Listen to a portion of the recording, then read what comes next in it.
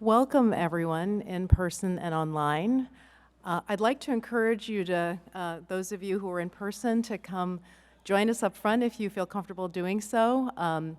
This session is being recorded, which is why we're in this room, so we're really excited to have you join us.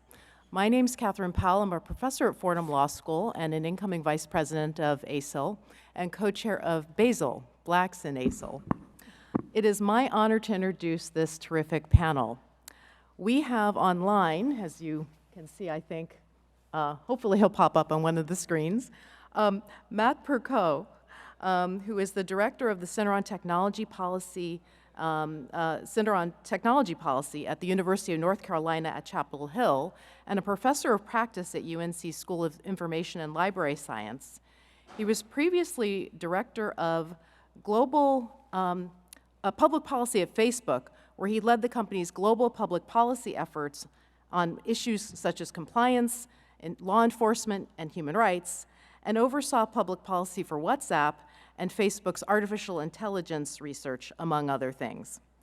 Prior to joining Facebook, Matt was counsel at the Congressional Oversight Panel.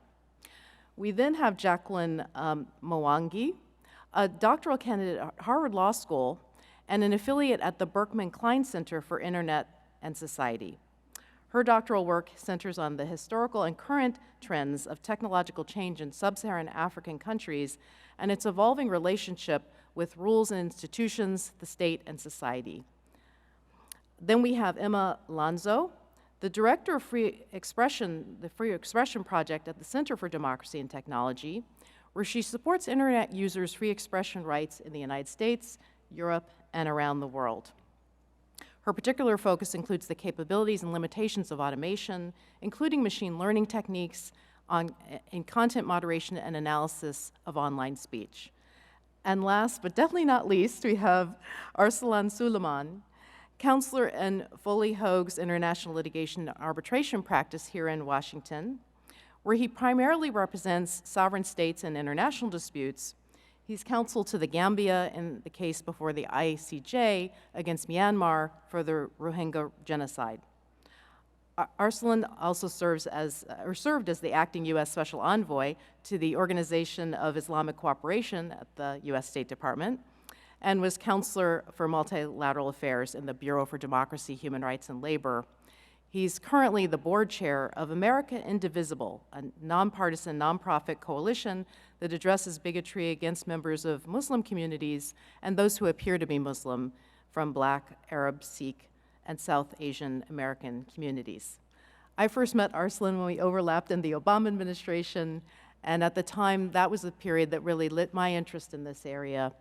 When I worked in the White House National Security Council during Arab Spring, summer, and fall, I saw how governments both use technology to surveil and suppress speech, even as activists and bloggers and government critics were using technology to protest and organize on the streets. So when I returned to academia at the end of Obama's first term, I was obsessed with how the rise of the platform economy shapes who gets to speak and who gets heard and who decides those questions. I'm also just obsessed with how the digital space shapes our relationship with the state, with each other, and even with ourselves and how we express, perform, engage, and connect online. And so I'm excited to be in conversation with these esteemed experts, not only because so many of our pressing international and human rights issues are playing out online, but also because many of our students are millennials and practically digital natives. And yes, my own teenage son is essentially a digital native. So to understand the world around us, I felt the need to spend more time thinking, teaching, and writing on issues in this space. So I want to start with an insight that the Nobel Prize winner Maria Ressa made yesterday in her remarks, where she said, information is power. And I'm going to start by asking this question. I'm going to start with Matt, if we can. Can we get Matt on the screen? Is it possible? Okay, there he is. I want to start with Matt to ask about this in the context of the Russia-Ukraine information war. And Matt, I'm not sure where things stand today, but as of a couple weeks ago, some tech companies had decided to keep their services up in Ukraine, and others decided to pull out in Ukraine and Russia. How do companies think about these issues, and how might international law affect their decision-making? Thanks so much for the question, and thanks so much for including me in the panel. I have this beautiful view of the panelists and the moderator, but I can see none of the audience, which enables me to have the luxury of thinking in my head that after every single thing we say, you guys are just high-fiving each other and cheering. So I'll assume that that's the case unless I see otherwise. It's a great question. I think in preparing for this panel and talking about what we might discuss, I may have made the mistake of suggesting some issues that I have, I think, limited expertise in, but an enormous amount of interest in. So I'll be very eager to hear in the Q&A session if others have thoughts about these questions. In broad strokes, I think that if you look at the company response, how companies have responded to the conflict in the Ukraine, it seems to me like there's a fair amount of disorganized thinking that I think comes from disorganized norms. It's very difficult to find specific guidance that gives companies both procedural and substantive path for making these determinations. I think domestic law provides relatively limited guidance. Obviously now there are enhanced sanctions in place, but that kind of just establishes a floor. Most companies are going beyond what's actually explicitly required by law. International law, I think, also provides fairly limited guidance, although that's something that you guys should correct me on if that's off base. The UN guiding principles on business and human rights, I think, certainly provide a framework, the protect, respect, and remedy framework that I think enables companies to have some procedures in place for thinking about these questions. But I do wonder about whether they really give kind of concrete guidance on whether to stay in or to leave. And I do wonder about how much companies use them in practice. I think you can see just because companies have reached very different decisions, it seems like some use them to some extent and some might not, and I'm not sure they produce consistent answers for companies. So I guess one question I have is, what do we know about the impact of engagement versus withdrawal? And I don't really think that we have empirical evidence about those things. I think companies are uncomfortable with the idea of being present in the midst of a really problematic international conflict. But it's not always clear to me that those feelings of discomfort or the press attention around some of the costs of engagement are in line with an actual cost-benefit analysis of the benefits of staying versus leaving. And in the absence of these clear norms, companies are left to make ad hoc decisions, which I think is what we've seen in practice. And those ad hoc decisions, I think, are often rooted in conflicting rationales. So we see Cloudflare saying publicly that it will stay in Russia because its services are important for most Russians.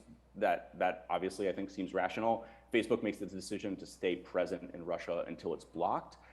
Cogent, which is an internet backbone company, withdraws, often using sort of similar rationale that its implications for security suggest that it should withdraw rather than stay. I've been using a platform called Upwork.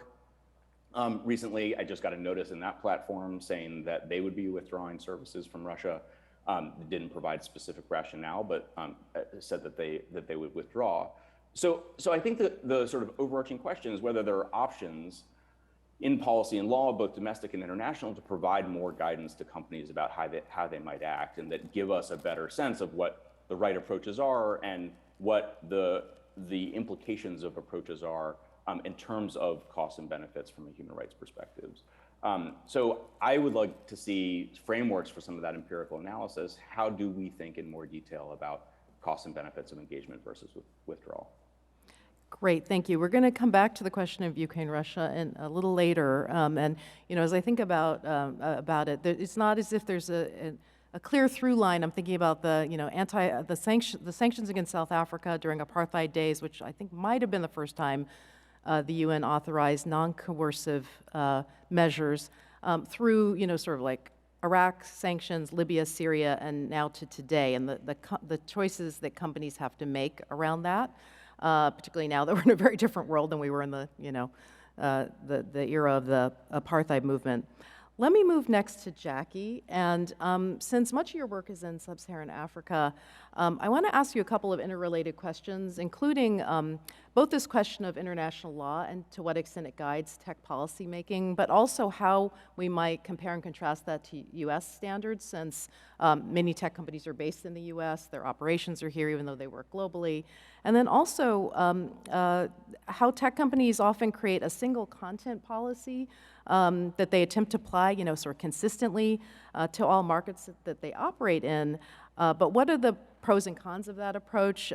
Or, could or should tech companies apply more localized standards without leading to too much fragmentation? Okay. Can you hear me? Yes. So those are many, many questions, and I'll try to condense them into one coherent answer. And just to reiterate what Matt said, international law is playing a big role in shaping tech policy, particularly international human rights law.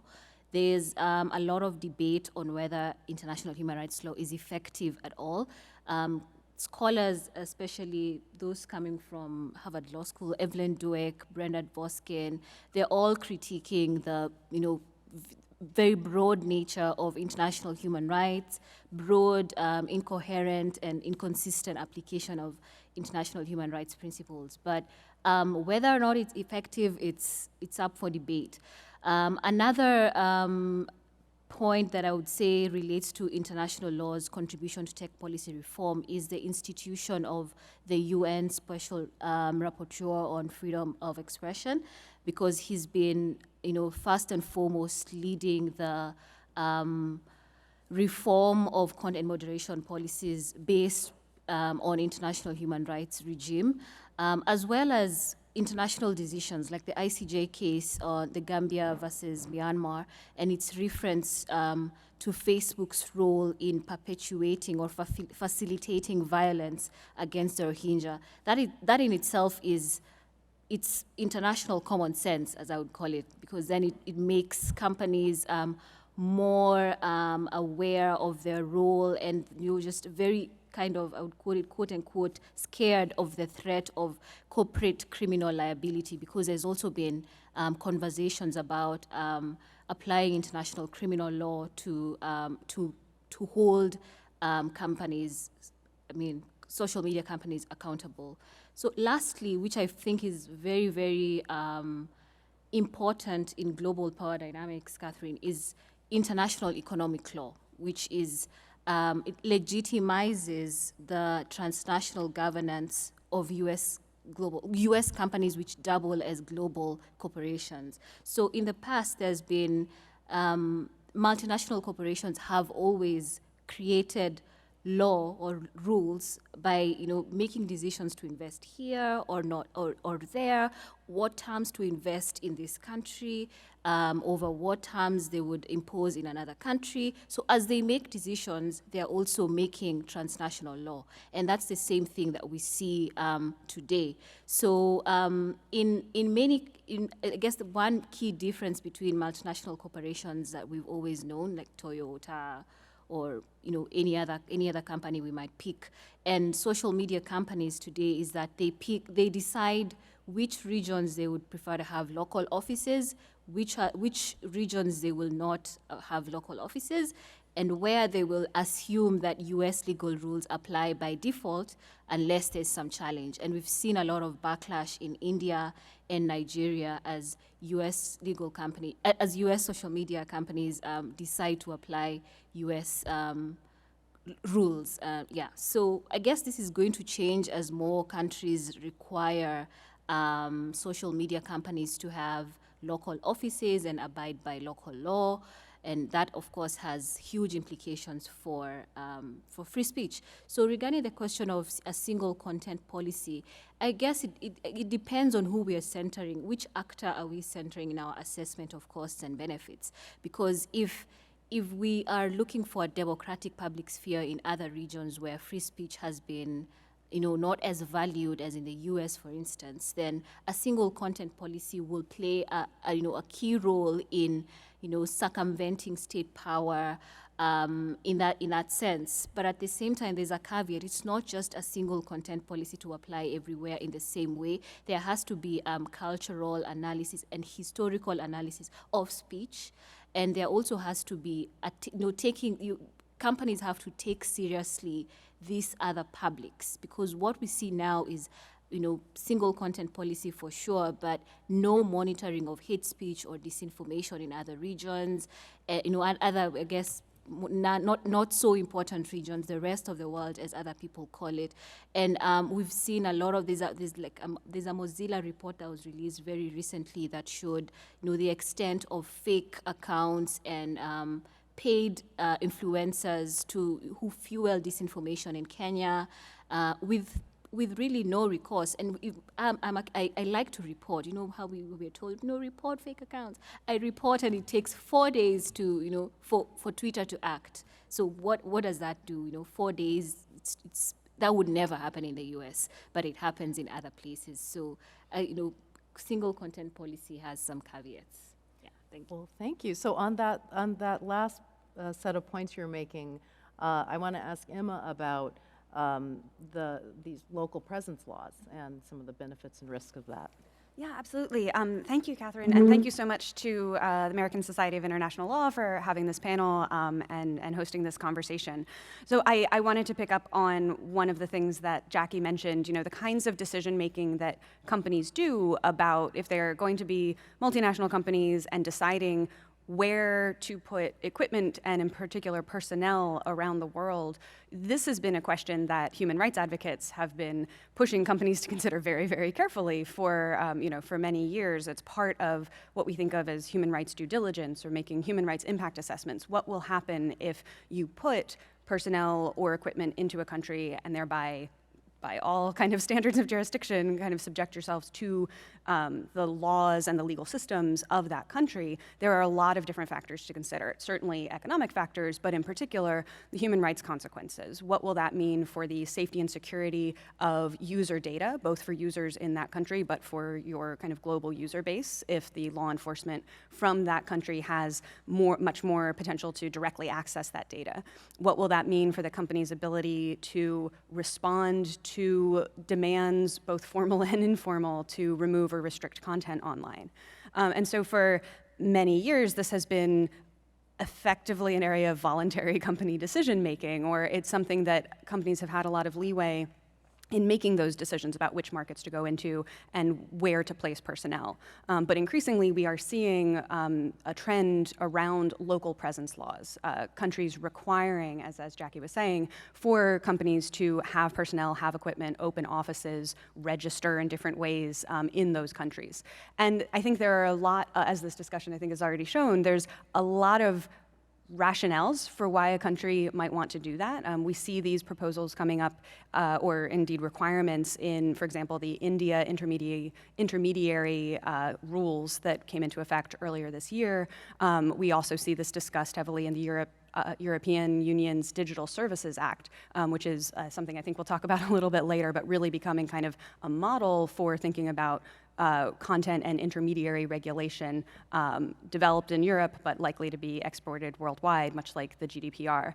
But we also see it in Russia, for example, a law that's referred to as the landing law that required companies to have local presence. It went into effect late last year, early this year, and so before kind of Russia's invasion of Ukraine, there was a lot of discussion by tech companies and a lot of consideration of how are they going to comply with this law. If Russia is requiring companies now to have personnel on the ground and to comply with Russian law, including restrictions around speech, what is the right decision for a company to make in that case? And we already could see that Russia was very willing to use the fact that there were local staff in country to achieve different kinds of censorship ends. Just in the fall of 2021, you may remember hearing about the Navalny smart voting app. This was the app being run by the opposition candidate Alexander Navalny to try to organize outreach and encourage people to go to the polls and vote Putin out of office. this was considered to be illegal under Russian law, and the App Store companies faced legal pressure, including threats to their local staff in the country around the continued kind of availability of this app. And ultimately, several days before the election, both Apple and Google removed the app from the App Store. And it puts companies in this really difficult position of the trade-offs between, on the one hand, maybe a commitment to democracy or voting or just not making those kinds of decisions about what apps to make available in your store, and the safety of your personnel on the ground. So I think this is something where it's really important from an international legal perspective for us to have a lot more conversations about the norms here. Because again, there's some really legitimate reasons why different countries want to make sure that they can protect their citizens' rights versus mega tech companies that are operating in their country, where they want to make sure their data protection laws apply, or their standards of consumer rights and consumer protection apply to the people in their country. But if these laws are used as a pretext for censorship or for illegitimate government access to data, that creates enormous problems. So it's something where, at the very least, I think personal criminal liability for staff in countries should not be part of these local presence laws at all. But I think it really requires a lot more kind of in-depth thinking among the legal community. What is a good solution here that actually helps protect human rights and achieve some of the legitimate desires around government access to user data or content restriction that come up? Great, thank you. So, Arsalan, let me ask you, many state actors have abused online media platforms. I touched on this about the Arab Spring. Jackie has done a bunch of work on Sub-Saharan Africa. We've just heard Emma talk about Russia. Whether it's disseminating propaganda, misinformation, or more extreme circumstances in Myanmar to support violence and genocide. But platforms haven't always been able to adequately address this, and I'm wondering what these situations tell us about the role of law and power in a state-centric system. Well, thank you, Catherine, and thanks as well to you and ASIL and the organizers for organizing this panel. I was pleased that you mentioned the Arab Spring in the introduction to the panel, because when preparing for this panel, I was also thinking back to that time and reflecting on when the Arab Spring was happening, when these social media platforms were being used for these movements. There was such optimism that the platforms and the sharing of information can lead to supporting these democratic movements and really be the force for good that we hope and have hoped that these platforms would be or could be.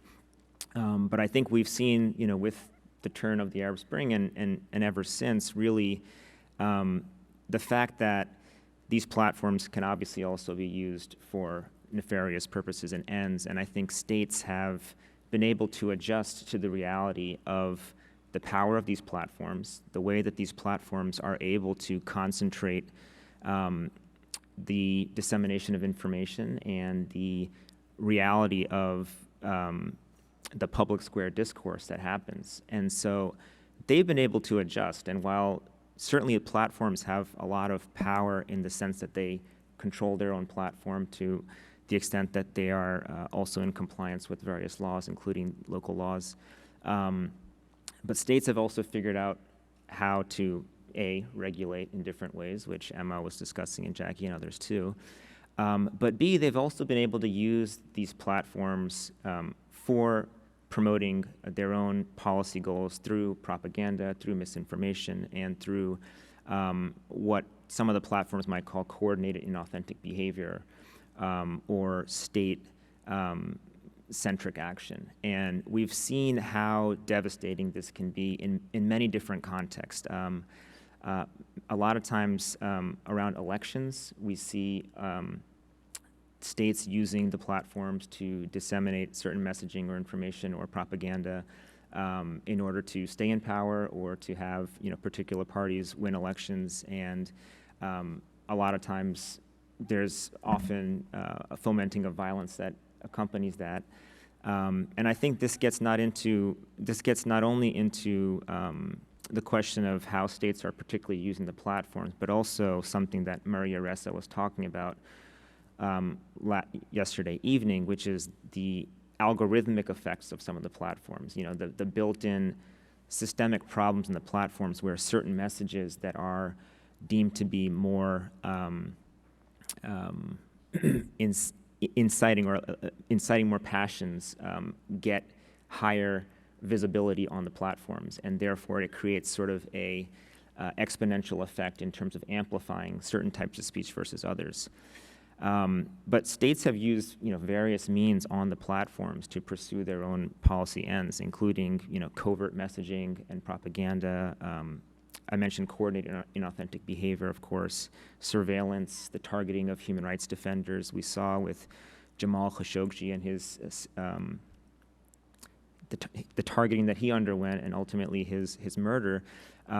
State actors were not only surveilling him, but also were using their own army or swarm of internet trolls and state-coordinated accounts to target human rights defenders like himself and others. And we see this in many contexts, but in the Myanmar context specifically, I think this is sort of the emblematic, one of the emblematic examples of how the state of Myanmar was able to use hundreds and hundreds of accounts that they were controlling to put out propaganda, anti-Rohingya hate speech and propaganda on these accounts in the general public discourse within Myanmar. And in Myanmar, as in many other states, Facebook is the internet, and Maria Ressa was talking about that last night too, how that's the case in the Philippines. And so when the platform itself is the public square, almost in the sense, in terms of when you're talking about the internet,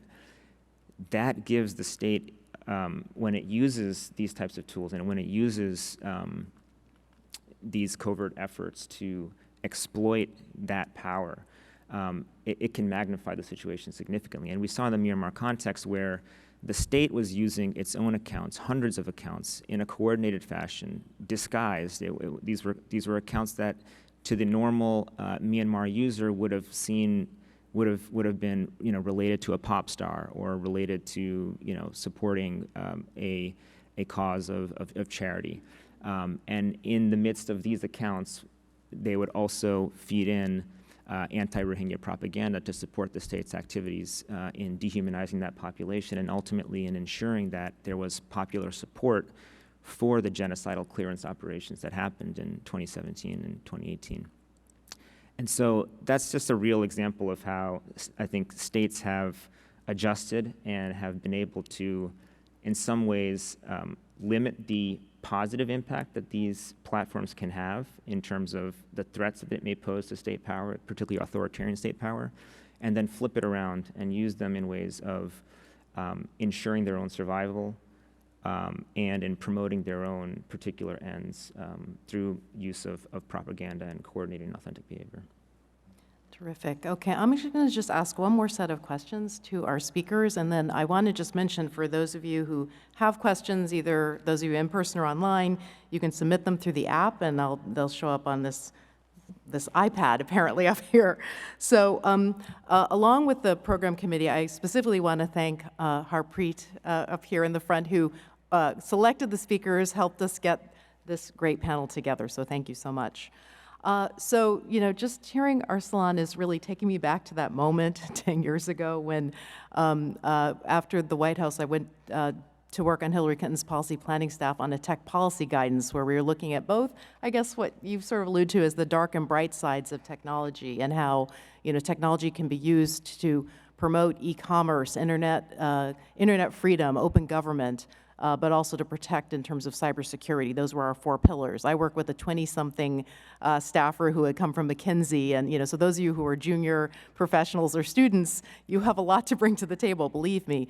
But we were also looking at how the U.S. government can use social media to get our word out through foreign policy. I remember Ambassador Mike McFaul in Russia was sort of the superstar, where he was tweeting every day, and all of us thought, how can we do that? And here we are 10 years later, it seems all of us are doing that, or our younger generation have moved on to TikTok and other platforms. He's still pretty active on Twitter and doing a great job. Yes, and CNN, et cetera.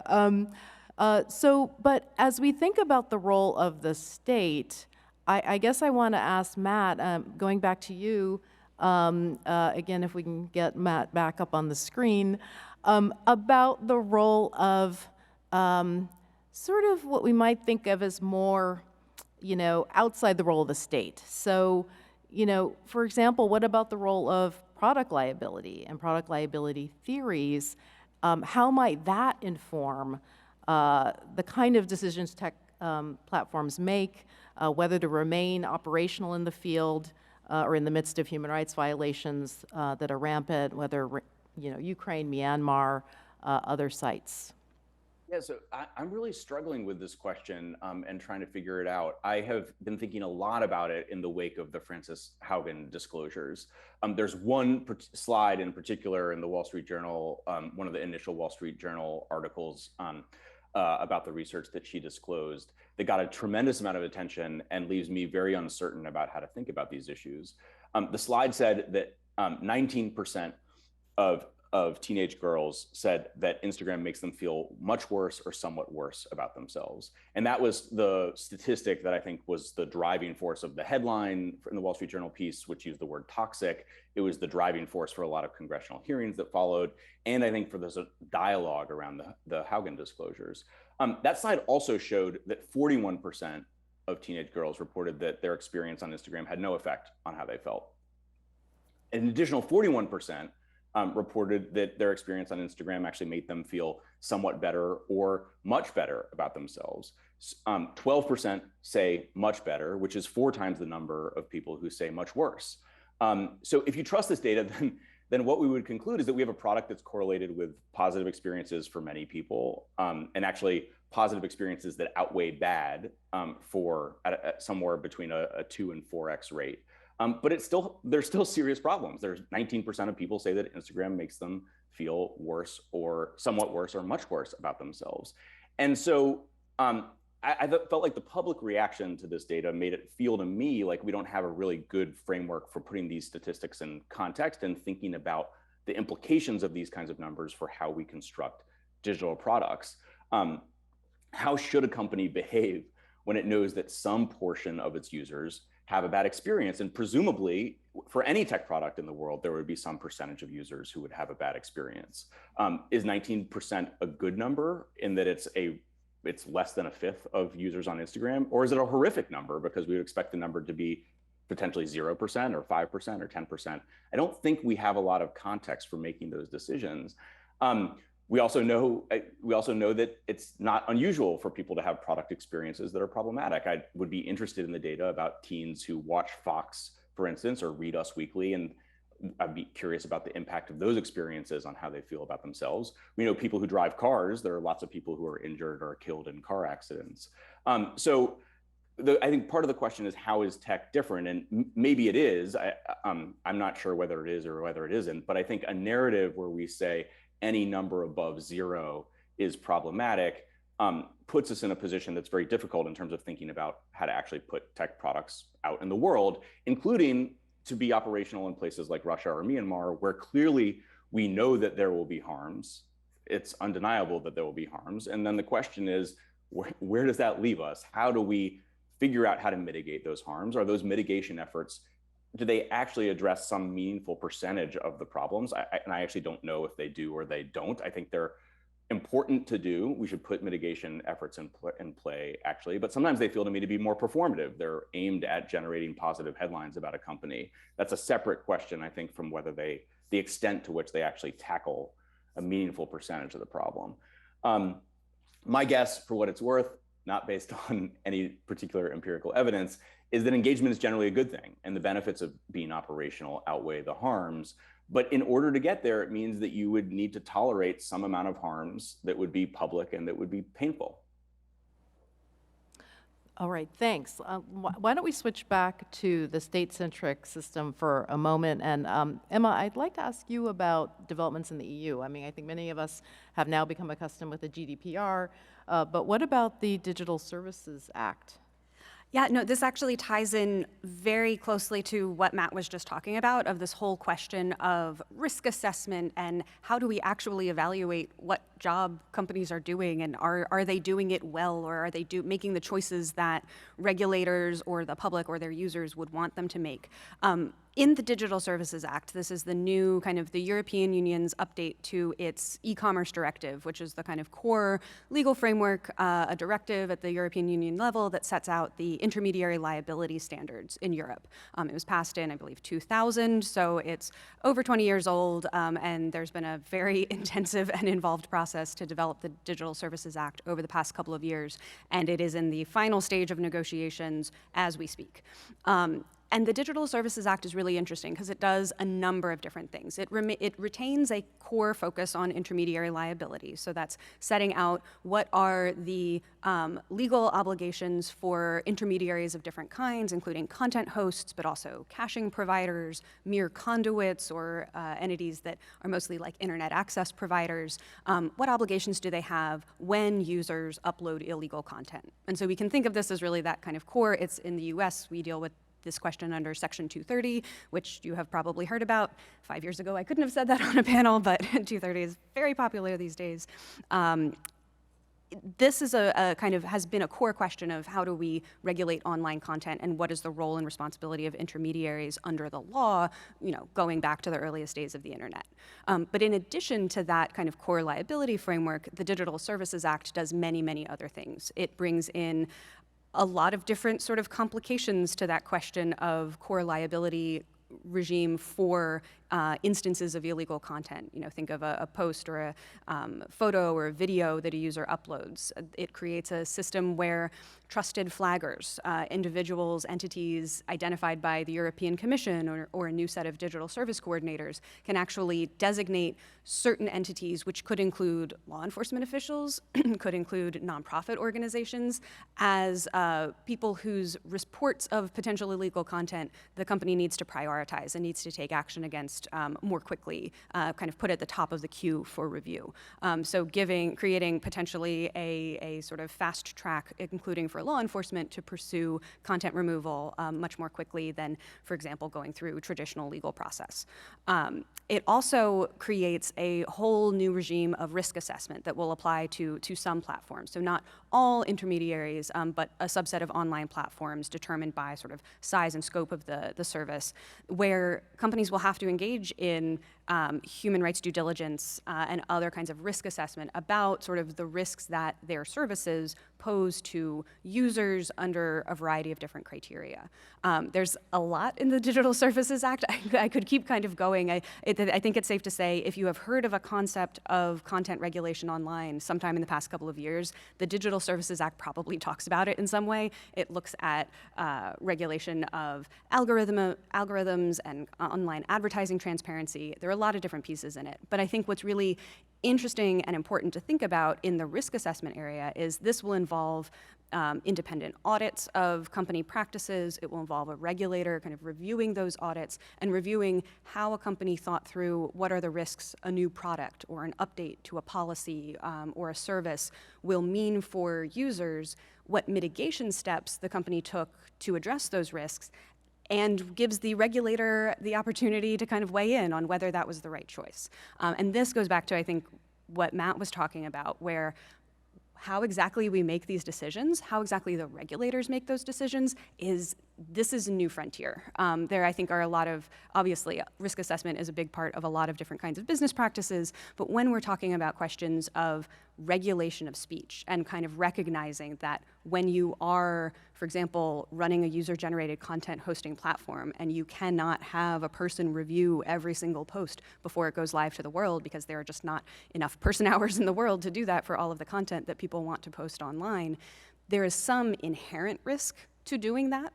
And for my part, as a free expression advocate, I want to make sure that whatever regulatory systems are put in place understands that there needs to be an affordance of risk, an appreciable kind of room for understanding this is in some ways an inherently risky thing to do, but the benefits of open platforms that enable people to access information and share their views is so significant that Of course, there are different design decisions, policy decisions, operational decisions that companies can make that will reduce or mitigate risk. But this is not a situation where zero risk is possible, in my view. And so as we have regulators in the EU and probably in many other countries who take up this sort of model and carry it forward, I think there will be a big role for international human rights lawyers in particular to try to help articulate what are these kinds of standards and how are we evaluating company behavior, because it will be in black and white in the law in Europe very soon, and so it will really kind of start drawing some really clear lines, hopefully clear lines, around company practice in a way that has, up until this point, mostly been in the sphere of kind of public discussion and debate, but not necessarily over regulatory obligations. Okay, I want to shift gears again and ask Jackie about online activism.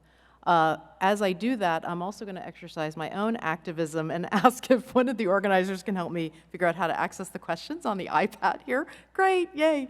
Okay, so in terms of how platforms are used for online activism, I wonder if you can reflect on this for us in the context of your work in Sub-Saharan Africa, and talk with us about current conceptions of free speech in this context.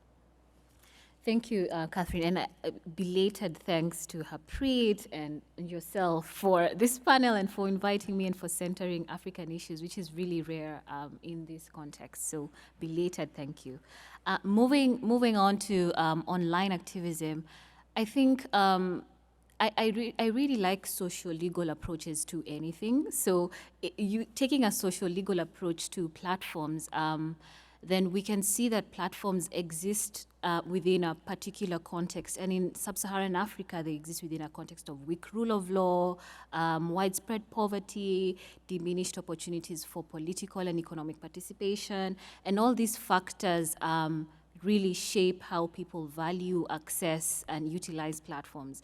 And therefore, online activism is one really key example that shows how platforms reconfigure the relationship between states and individuals and communities that have previously not been able to voice their critiques against the government and against just historical issues that populations have had against their governments. So online activism has been widespread in, very recently, the End SARS movement in Nigeria, Zimbabwe Lives Matter in Zimbabwe, and in Kenya, there was a time, there was a hashtag that was trending, someone tell CNN, when CNN described Kenya as a hotbed of terror. So these are all really, really key examples, and Nanjala Nyabola has written a book on how the internet is transforming politics in Kenya. And, when I think about these issues and going back to what Harpreet said about the Arab Spring and how states have learned to adjust to this new reality, I still find myself believing, I'd say, let's call it a faith, faith in online activism, and because it works, especially if you view it as a form of, say, fueling quotidian revolutions rather than looking for, like a revolution, like the real one. So just quotidian revolutions of every day, which actually work, like NSAS worked. Critiquing a government on Twitter works, like we've seen this working. Therefore, I believe that idea is still alive, the idea of platforms being used for activism and in a manner that is not reflective of, the limits of the state and maybe the state learning and adjusting to this reality. But even then, states have adjusted, and internet shutdowns and internet censorship is, like the key way in which states adjust. But one thing that I usually think about when I see this is that the world is always silent when internet shutdowns happen, because, to me, I think it's because the discourse always focuses on context where free speech is guaranteed. So when we're looking at international human rights law and we're quoting ICCPR Article 19, 20, and then we think of First Amendment principles in the U.S. and in the Digital Services Act, we are all thinking of a context where free speech has existed or to some extent exists. And the state also, it doesn't have as much power as a state in sub-Saharan Africa, for instance, which has like historically been wanting to just control politics and economics. Yeah. So when you think about things in context, then you see that we need to also start thinking about free speech in regions where there's weak rule of law, there are weakened institutions, and where free speech is kind of dependent on the whims of state power. So as people critique international law for being, international human rights law for being incoherent or inconsistent, I think international human rights law plays a huge role in contexts like this, but it needs to be updated. We need to see some action against states that, just censor the internet or just shut it down or block social media completely, because we've seen that such actions, they cover gross human rights violations, they limit, civic participation, they limit citizens, ability to kind of gather support from around the world, when there's, political upheavals during elections, for instance. So we need to start thinking about, reforming international law to take this into account, because right now such contexts are fully dependent on public interest technology, those who develop, VPNs and other technologies that allow people who, when internet has been shut down, that allow you to still continue using platforms. But that's not enough, because then it's still a very precarious situation. And so to me, I think we need to start thinking about international law, reforming international human rights law. I don't know the answers, but I think it's worth start thinking about. Yeah. Okay, that is a very provocative point, Jackie, and it's something that, 10 years ago when the first set of internet freedom resolutions were adopted by the UN Human Rights Council, I remember there was a lot of talk about, well, do we need a whole new way of thinking about rights online, or can we use the existing principles around free speech and privacy, et cetera? And perhaps that's something we're still struggling with. I'm just going to pose one more question to Arslan, and then there's already so many great questions that the audience has pitched, I see here on the iPad, but just again, please submit questions, which we'll turn to next. So Arslan, just to close out this part of the discussion, I'm wondering whether you think the actions of companies with respect to Ukraine and Russia provide any hope and optimism for you in terms of other contexts beyond Russia, Ukraine. Yeah, thanks, Catherine. I think, some of the proactive actions that we've seen do reflect some positive learning on the platforms. It may also reflect that they've been focused on the problems, perhaps, that Russia in particular, because it's been such an active state sponsor of propaganda online, and obviously in the U.S. context with the last U.S. presidential election. There likely have been a lot more resources directed towards, Russian language or Russian Ukrainian language monitoring and, activities to ensure the platform integrity, based on covert actions and actors. And so I think that's all positive, but I don't think that necessarily means that the same holds true for other contexts. Just last month, a civil society organization in Myanmar tested the Facebook platform by,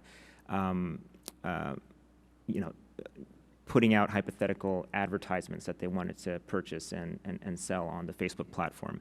And these advertisements specifically included anti-Rohingya hate speech. And they passed. They were allowed to, sell these or to post these advertisements. And so I think a big challenge, obviously, that platforms had in the Myanmar context, this was certainly the case, but I think this is the case in many other contexts, is that in well-developed markets, like in the US and elsewhere, where they have more protections related to content and other issues, the investment of resources to develop those protections was significant, and it doesn't necessarily translate into all the other markets because there are language issues, there are personnel issues, there's expertise issues, and so that challenge, I think, is still absolutely present and hasn't really been fully addressed. And in terms of the problem that we had been discussing earlier in terms of state actors and the use of states using the platforms, I think that still obviously poses a challenge, and the ways of identifying that, I think, are also a challenge based on the different attention and resources that are paid to different markets. I do think some practices of the platforms are interesting in this space and may provide a way forward, because I think one of the biggest and urgent needs here is the transparency. When the platforms discover that there were these covert actions or coordinated inauthentic behavior, for the most part, they've been taking it down, and that's great. And I think you see that Facebook often, when it does these takedowns, it posts on its blog that it has taken down X number of accounts that they found were engaging in this behavior, et cetera. But I think there's an opportunity to go even further than that, and Twitter, and I swear Harpreet didn't put me up to this, but Twitter has done a pretty good job in their practice of not only taking down accounts that they have identified as being state linked and acting in this covert manner, but they put it out public. They put out the content. They take it down and then put in a separate database the content so that researchers can look at what these accounts were doing and what the content of those accounts were. And we don't see that yet from Facebook. They do the takedown part, but they haven't made the content available publicly to allow researchers and others to kind of look at what the state was doing more fully with these accounts. And it came up in the context of course, the Myanmar situation, because the Gambia has been seeking that information from Facebook and had to sue Facebook in U.S. courts using 28 U.S.C. 1782 to try to get civil discovery to access that information, and they have had success in that legal strategy. But it's almost like it shouldn't have to take a lawsuit to get that information out there. There should be an affirmative action by the platforms to protect their own platform integrity from this kind of state activity and behavior. And one way of doing that is to be more transparent and to put out the content of those accounts once they've identified them as engaging in this behavior and then taking them down. And so I think, that's one element of that covert activity, but another part that we haven't talked that much about, which we could probably have a separate panel on, though, is the way that the platforms treat state actors that are publicly acting, right? So that the Donald Trumps or, public officials who, through their official accounts, are also putting out hate speech and other very problematic content, which, if there were not public officials, that might have been regulated by the platforms in a certain way, but because they're public officials, they're treated differently. And particularly in markets where there's a business element to the relationship with the government, where the platforms don't want to piss off certain government officials because they fear that they'll be taken down, or they fear that they'll then be subjected to local presence laws, which could put more pressure on them. There's a tension there that has, in many contexts, led to lax enforcement, which has allowed that kind of hate speech to spread. And we've seen a lot of problems in various contexts. Yeah. Terrific. Well, I want to turn to the questions. So there's so many great ones, and one actually touches on this last point that you made, Arslan, about what tech companies are doing to regulate and monitor bots and fake accounts. Since you partially answered that, and here a reference, for example, to the Saudi government has deployed an army of Twitter bots to harass dissidents.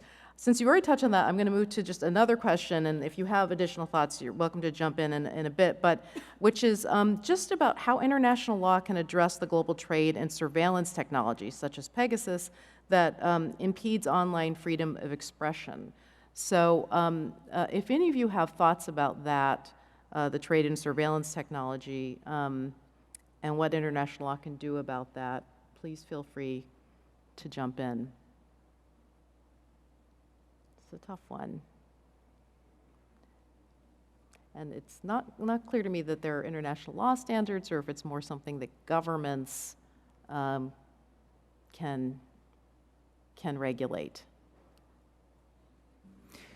Yeah, I'm not sure about the regulation on the trade, meaning the selling of that kind of technology, but certainly you can look at the use of the technology, and at the point of the use of the technology, how that would violate international law in the sense of violating the free expression rights of the individuals who are targeted.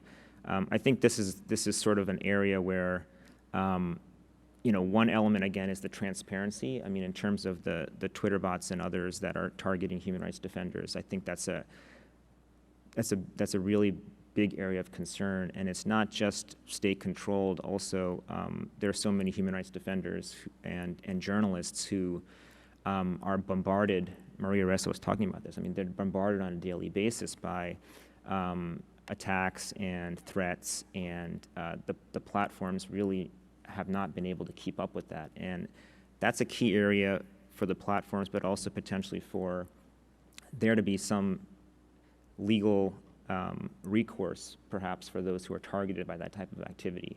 And I don't know if that would be best done at the domestic level. It may be the case, although domestic legal action is often slow to develop, but it certainly seems to be more likely to happen at the domestic level than at the international level. I'll just chime in to say I'm hesitating because I know there is a very good answer to this question, and I do not have all the details of it at my fingertips. But this is a topic that has come up in a lot of discussions, especially around the NSO group and the Pegasus spyware. So elements of the answer are export controls, at the kind of the national level, understanding the risk of these technologies and the chances, as Arslan was saying, that they'll be used to surveil human rights defenders and journalists, and having governments put controls into what kinds of technologies can actually be exported into which markets. It is potentially an element for trade agreements, for governments to kind of, in the form of trade agreements, to negotiate with each other about the standards that they use, and including to secure agreements for governments themselves not to use these kinds of technologies to conduct that kind of surveillance. And then the international human rights standards of respect for for people's human rights, proportionality, the risk that these kinds of technologies pose, being typically wildly disproportionate to individuals. I think those are parts of the answer, but I'm sure there are people either in the audience or online who are screaming right now because they know there's a really great answer to this question. That's terrific. Well, we've got 3 minutes. Okay, so let me, I'm going to ask a different kind of question, which is really a conflicts of law question, one that I think is interesting. Somebody asked, when the French sued Yahoo for selling Nazi items, Yahoo said, but US law applies to us. But when the Chinese sued Yahoo for providing user ID to Chinese government entities, Yahoo said, but US law doesn't apply when we must comply with Chinese law. Comments. So this question of, where it is that Yahoo or any platform is, quote, present, or what law applies, where it's the decisions are made, or where the conduct or where the download occurs, where the related implications, impact is. Thoughts about how tech companies, how do we ensure greater consistency so it can't be manipulated, the standards and the choice of law types of questions? Looking to Matt as well if you want to jump in, but any thoughts on that? Well, I think, Catherine, in kind of posing the question, you were getting to what I think is a big part of the answer, which is consistency across at least democratic rights-respecting rule of law societies and their legal regimes. And I will say that I think this kind of choice of law exercise, obviously there are ways that companies can just try to use that to their commercial benefit or to avoid having to do things that they don't want to do. But it is also part of the maneuvering that can at times help protect human rights, and making those arguments of how and why a different jurisdiction's laws do not apply to a company, and so they don't have to hand over user data or they don't have to take down content. That has been a tool in the toolbox for a great many tech companies, and it just shows how even 30 plus years into the kind of the commercial internet, we are still grappling with some of those very fundamental jurisdiction questions that the internet as a technology and as a communications medium really creates for us, and that 30 years on, we are still grappling with this. And so we have things like different kinds of agreements between countries around data processing, under the GDPR. We have the continued debates between the US and Europe about whether US surveillance law means that US companies can ever process Europeans' data in a way that is compliant with the protections for that user data that Europe asks for. And so, we hear that maybe there's a new agreement that has come on that point, but it even between countries as potentially, or governmental entities as closely aligned as the US and Europe, on a lot of these questions, there are still really big gulfs that appear when you get down to all the details. All right. Well, on that note, I want to thank the panelists, the organizers again, and all of you for coming. Thank you very much.